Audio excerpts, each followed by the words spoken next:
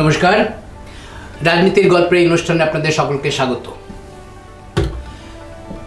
বাংলাদেশের মানে মাঝে মাঝে হাস্যরসের আসল বাংলাদেশ এখন একটা কৌতুক করার দেশ হয়েছে।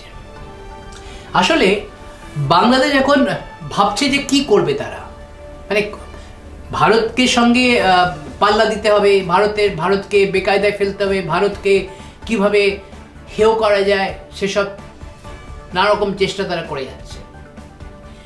সম্প্রতি বাংলাদেশের ঢাকা বিশ্ববিদ্যালয়ের এক অধ্যাপক তিনি বলেছেন, তার নামটা আসলে বলা উচিত নয় আমার, এই ধরনের মানুষ যারা সব নানা রকম হাস্য কৌতুকের কথা হয় তাদের নামটা না প্রচার করাই ভালো। সম্প্রতি তিনি বলেছেন যে বাংলাদেশ পাকিস্তানের সঙ্গে একটা পরমাণু চুক্তি করুক এবং সেই পরমাণু চুক্তি অনুসারে ভারতকে আমরা পরমাণু অস্ত্র দিয়ে বেগ দেব। তারপরে এক ধর্মগুরু, তিনি এবার সেখানকার ধর্মগুরু, তিনি আবার বলেছেন যে পাকিস্তানের যা কিছু পরমাণু সব আমাদের, বাংলাদেশের। মানে এখন পাকিস্তান প্রেম এমন হয়েছে, আমি বারবার বলি না আপনাদের, যে বাংলাদেশ আগামী দিনে যদি এই চলতে থাকে তাহলে ওরা একটা পাকিস্তানের কলোনি হয়ে থাকবে। মানে যে পাকিস্তান থেকে ওরা স্বাধীনতা পেয়েছিল সেই পাকিস্তানের কাছে নতজানু হয়ে একটা পাকিস্তানের কলোনি হয়ে থাকবে তারা। এবং তাদের ওপরে যে ভাষার আন্দোলন হয়েছে, ভাষা, বাংলা ভাষা, হ্যান ত্যান, ওসব কিছু থাকবে না, উর্দু। এইটা বাংলাদেশিরা কি বুঝছে না। যাই হোক, আমি যে টপিকে আপনাদের আজকে যে আলোচনাটা করছি, এই পরমাণু অস্ত্র নিয়ে পাকিস্তানের সঙ্গে যে সমঝোতার কথা যে বাংলাদেশে বলা হচ্ছে, আসলে বাংলাদেশের লোকেরা কোনো মানে পড়াশোনা করে নিশ্চয়ই করে, তারা নিশ্চয়ই পড়াশোনা জানা লোকজন, তারা এই ধরনের কথা বলে কি করে?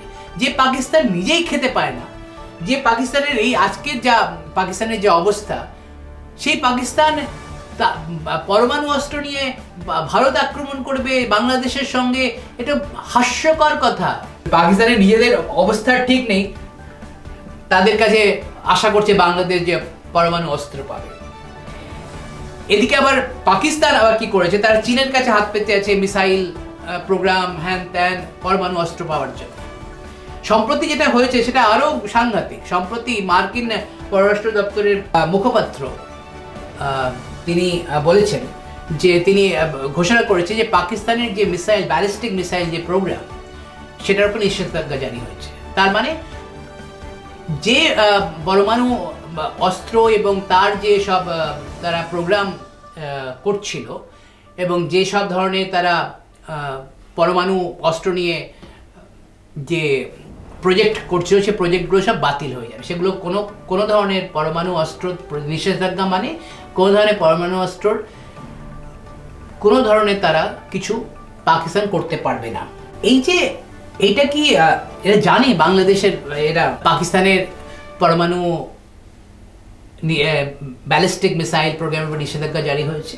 মিথাইল মিলার, পররাষ্ট্র দপ্তরের মুখপাত্র, তিনি জানিয়েছেন যে ন্যাশনাল ডেভেলপমেন্ট কমপ্লেক্স এবং আরও তিনটি প্রতিষ্ঠান, এরা গণবিধ্বংসী অস্ত্রের সরবরাহ করে আখ্যা দেওয়া হয়েছে যে এরা গণবিধ্বংসী অস্ত্র সরবরাহ করে, তাই এদের কাছ থেকে কোনো ধরনের অস্ত্র কেনা যাবে না। মার্কিন যুক্তরাষ্ট্র কিনবে না এবং তার নিষেধাজ্ঞা জারি, মানে যেটা স্যাংশনড বলা হয়, স্যাংশন করা হয়েছে। তার মানে পাকিস্তানের পরমাণুর এই যে অস্ত্র বিলি, সেটা বন্ধ।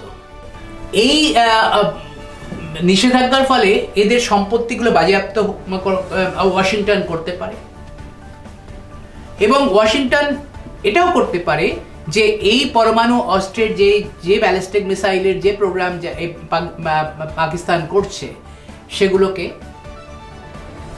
না করে দেওয়া, যেগুলো নিষেধাজ্ঞা জারি, মানে সেগুলোকে আর কিছু করা যাবে না, সেগুলোতে কোনো রকম অস্ত্র সরবরাহ, কোনো অস্ত্র কেনা বেচা, এগুলো কিছু করা যাবে না। এর উত্তরে পাকিস্তান আবার বলেছে এটা পক্ষপাত দুষ্ট, দুর্ভাগ্যজনক, হ্যান ত্যান যেগুলো বলা সেগুলো বলেছে। তো আমি দেখছিলাম যে এই বাংলাদেশের সোশ্যাল মিডিয়া জুড়ে স্বপ্ন দেখা হচ্ছে, মানে বিশাল স্বপ্ন দেখছে তারা, যে তারা পাকিস্তান থেকে নাকি মিসাইল কিনছে, তারা পাকিস্তান থেকে পরমাণু কিনছে, যে ওয়ার হেডগুলো আছে সেইগুলো নিয়ে ওরা ভারতের ওপরে আক্রমণ করছে, এরকম নাকি স্বপ্ন দেখছে ওরা। বাংলাদেশের মৌলবাদীরা স্বপ্ন দেখছে। মৌলবাদীরা ঘুম থেকে ওঠার আগেই স্বপ্ন দেখে, ঘুম থেকে ওঠার পরেই স্বপ্ন আমাদের ভেঙে যায় মাঝে মাঝে। তো বাংলাদেশের এই যে আজকের যে অবস্থা, বাংলাদেশের যে অবস্থা, সেই অবস্থা বাংলাদেশের লোকেরাই নিজেরাই বলাবলি করছে যে বাংলাদেশের লোকেরা দুদিন বাদে খেতে পাবে না, দুদিন বাদে তার দুর্ভিক্ষে অনাহারে মারা যাবে সব। অন্যদিকে আরকান আর্মি তারা দখল করে নিয়েছে মংডু, তারা দখল করে নিয়েছে রাইখান, তারা যে কোনো সময় সেখানে একটা স্বাধীন রাষ্ট্র ঘোষণা হবে।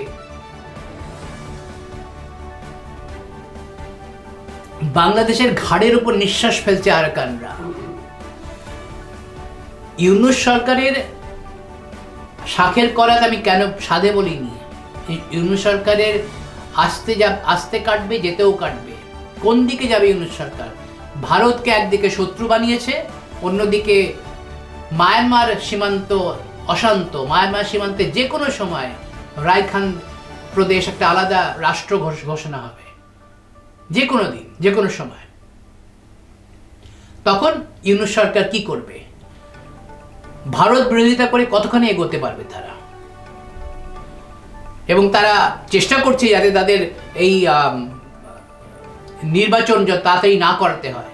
আসলে এই ইউনূস নামক ব্যক্তিটি, তিনি তার উদ্দেশ্য কি? তার উদ্দেশ্য আসলে আমি আগেও আপনাদের একটা ভিডিওতে বলেছিলাম, তিনি ডিপ স্টেটের একজন দাবার বোড়ে। ডিপ স্টেটের দাবা, সেই দাবার বোড়ে হচ্ছে ইউনূস। ইউনূসকে সামনে রেখে, ইউনূস তো পেছনে ছিলেন তখন, যখন এখানে ঢাকাতে যখন সরকারের পতন হয় এবং সরকারের তাকে যখন ভারতে নিয়ে আসা হয়। এবং এটা মনে রাখতে হবে যে ভারতে যে শেখ হাসিনা নিজে আসেননি, তাকে কিন্তু সেখানকার মিলিটারি দিয়ে গেছে যে আপনি এমন কিছুদিন এখানে সাময়িকভাবে থাকুন। এই ডিপ স্টেট, আমি যে ডিপ স্টেটের কথা বলি না, আমেরিকান ডিপ স্টেটের কথা, আমেরিকান ডিপ স্টেট কি করে? আমেরিকান ডিপ স্টেট এই কাজগুলোই করে। যে কোনো দেশে কোনো সরকারকে উৎখাত করতে হলে ডিপ স্টেটের মদত দরকার লাগে। এবং এই ডিপ স্টেট সে দেশে, আমার কাছে তো খবর নেই, আমি তো আপনাদের গত ভিডিওতেই বোধহয় বলেছি যে 90টা এমন সংস্থা আছে, নিউজ সংস্থা আছে, যারা এই ডিপ স্টেটের, এই জর্জ সোরস যে ডিপ স্টেটের তিনি একজন সদস্য, তার অনুদান পুষ্ট সংস্থা, তাদের টাকা নেয়। সেই টাকা নিয়ে তারা এই ধরনের কার্যকলাপ দেশের ভেতরে চালায়। এই দেশদ্রোহিতার বাংলাদেশের যে স্বাধীনতাকে যে মুছে দেওয়ার চেষ্টা হচ্ছে, জয় বাংলার স্লোগানকে মুছে দেওয়ার চেষ্টা হয়েছে, দুদিন বাদে তারা বাংলাদেশের স্বাধীনতা সংগ্রামের এবং স্বাধীনতার পতাকা যেটা, সেটাকেও হয়তো চেঞ্জ করবে। তাদের মনোভাব এরকম, তারা হয়তো তাদের জাতীয় সঙ্গীতটাকেও চেঞ্জ করবে, হয়তো কোরআন শরীফের কোনো একটা চেঞ্জ হবে জাতীয় সঙ্গীতে। সেই বাংলাদেশকে কি মানুষ দেখতে চাইছে? না, আমরা দেখতে চাইছি না, কিন্তু মানুষ, বাংলাদেশের অভ্যন্তরের মানুষ কি তারা দেখতে চাইছে, কেবল এক মুষ্টিমেয় কিছু মৌলবাদীরা ছাড়া? এই প্রশ্নটাই সবচেয়ে বড় হয়ে দেখা দিচ্ছে। আগামী দিনে আমরা দেখব বাংলাদেশে কি ঘটে, কি ধরনের রাজনীতি সেখানে মোহাম্মদ ইউনূস করে থাকেন, এবং আমরা এও দেখব ভারত নিঃশব্দে কি কি কাজ করছে। আমরা এও দেখব যে আরাকান, মায়ানমার সীমান্তে আরাকানরা কতখানি এগিয়েছে। এইসব খবর নিয়ে, এইসব আলোচনা নিয়ে আমি আপনাদের কাছে আবার আসবো। যদি আজকে আমার এই প্রতিবেদন ভালো লেগে থাকে, অবশ্যই কমেন্ট করবেন এবং আমাদের চ্যানেলকে সাবস্ক্রাইব করুন, লাইক করুন। নমস্কার।